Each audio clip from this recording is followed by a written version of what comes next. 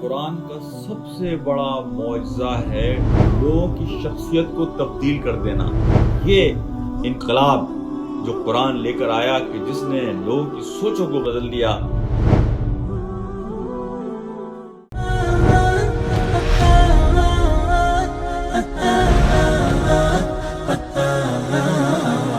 اعوذ باللہ من الشیطان الرجیم، بسم اللہ الرحمن الرحیم۔ دیکھیں، جب قرآن کے معجزوں کی بات کرتے ہیں تو میں یہ بات کہتا ہوں کہ قرآن کا سب سے بڑا معجزہ ہے ٹرانسفارمیشن، لوگوں کی زندگیوں میں انقلاب، لوگوں کی شخصیت کو تبدیل کر دینا، لوگوں کا پرسپیکٹیو، نقطہ نظر بدل دینا، لوگوں کے ذہنوں کو بدل دینا، لوگوں کی سوچوں کو بدل دینا، لوگوں کی زندگی کی ترجیحات کو بدل دینا۔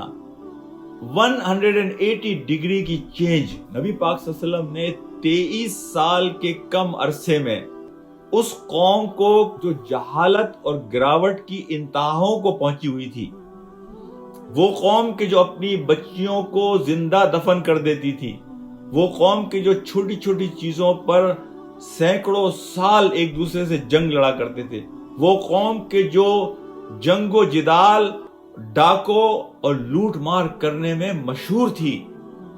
اس قوم میں کہ جہاں بھائی چارے کا، ایک دوسرے کے لیے ہمدردی کا، ایک دوسرے کے لیے کمپیشن کا، مرضی کا کوئی گنجائش نہیں تھی، اس قوم کو 23 سال کے عرصے میں آپ نے دنیا کا لیڈر بنا دیا۔ یہ انقلاب جو قرآن لے کر آیا کہ جس نے لوگوں کی سوچوں کو بدل دیا،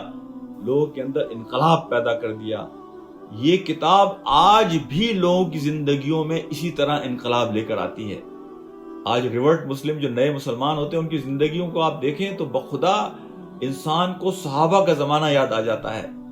کہ ان لوگوں کی زندگیوں کو دیکھیں، کتنے اخلاص کے ساتھ یہ دین پر چلنے کے لیے تیار ہوتے ہیں۔ مسلمانوں کے حالات خراب ہیں، ہم ایک مشکل دور سے گزر رہے ہیں، لیکن یہ کتاب لوگوں کی زندگیوں میں کس طرح سے انقلاب لے کر آتی ہے۔ مجھے واقعہ یاد آتا ہے بنو نذیر کا، جب واقعہ ہوا اور یہودیوں کو مدینہ سے نکالنے کا فیصلہ ہوا اور ان کا جو مال غنیمت ہاتھ آیا، نبی پاک صلی اللہ علیہ وسلم نے انصار کے لیڈرز کو جمع کیا۔ سعد بن معاذ بھی وہاں آئے اور سعد بن عبادہ بھی وہاں پر تشریف لے کر آئے رضی اللہ تعالی عنہ، اور آپ نے ان کے سامنے تجویز رکھی۔ آپ کے علم ہوگا کہ جب مسلمان مہاجر ہجرت کر کر مدینہ آئے تو اللہ کے رسول نے مواخات کا ایک نظام بنایا۔ اس مواخات کے نظام میں، بھائی چارے کے نظام میں، آپ نے ہر مہاجر کو جو ہجرت کرنے والا تھا کسی ایک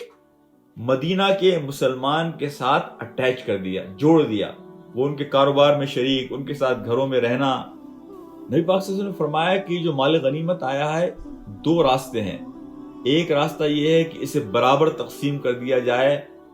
مہاجر اور انصار میں۔ دوسرا طریقہ یہ ہے کہ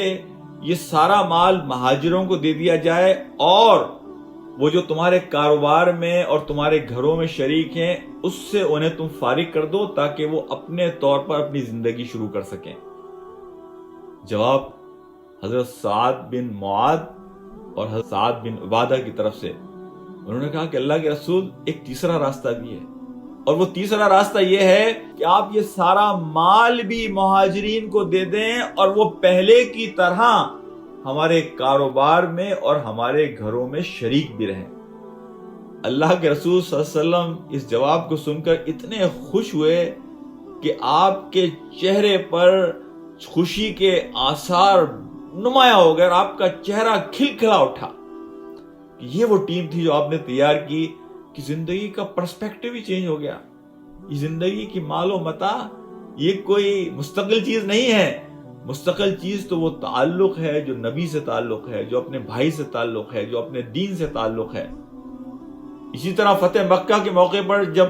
مال غنیمت کو مہاجرین کو دے دیا گیا اور انصار میں ایک بے چینی پیدا ہوئی اور آپ نے انصار کو ایک کمرے میں جمع کیا،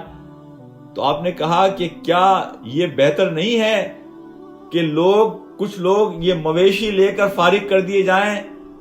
اور تمہارے ساتھ مدینہ اللہ کے رسول محمد صلی اللہ علیہ وسلم جائیں۔ انصار صحابہ اس وقت اس کمرے میں جو موجود تھے، ان کی چیخیں نکل گئیں، ان کی آنکھوں سے آنسو جاری ہو گئے، ایک رقت طاری ہو گئی اس کمرے کے اندر کہ وہ لوگ کہ جو مویشی لے کر جا رہے ہیں ان کا اور جو لوگ نبی پاک صلی اللہ علیہ وسلم کو ساتھ لے کے، ان کا کوئی مقابلہ نہیں ہے۔ یہ زندگی کا پرسپیکٹو اس قرآن نے 23 سال کے اندر جمع کر دیا کہ لوگ اپنی ذات کے مقابلے میں اپنے بھائی کو ترجیح دینا، آخرت کو ترجیح دینا، زندگی کے مقابلے میں آخرت کی تیاری کو ترجیح دینا، لا عیش الا عیش الآخرہ، کہ آخرت کے عیش کو، آخرت کی زندگی کو ترجیح دینا، بھائی چارہ، یہ انقلاب، تو ٹرانسفارمیشن، زندگیوں میں انقلاب، لوگوں کی سوچ کو بدل دینا،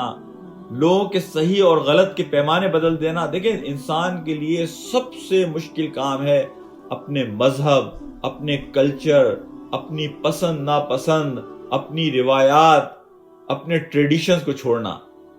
لیکن اس قرآن نے نبی پاک صلی اللہ علیہ وسلم کی قیادت میں لوگوں کے اندر وہ انقلاب پیدا کیا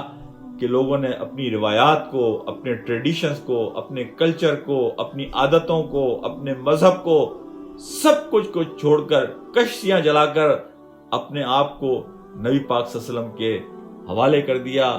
اللہ سبحانہ و تعالی ہمیں توفیق دے کہ اس انقلاب کو ہم اپنی زندگیوں میں لا سکیں، اور یہ اس وقت آئے گا کہ جب ہم اخلاص کے ساتھ اس قرآن سے رجوع کریں، اخلاص کے ساتھ نبی کی سیرت سے رجوع کریں، تو اللہ سبحانہ و تعالی ہمیں روشنی فراہم کرے گا اور ہمارے لیے راستے کھلتے چلے جائیں گے۔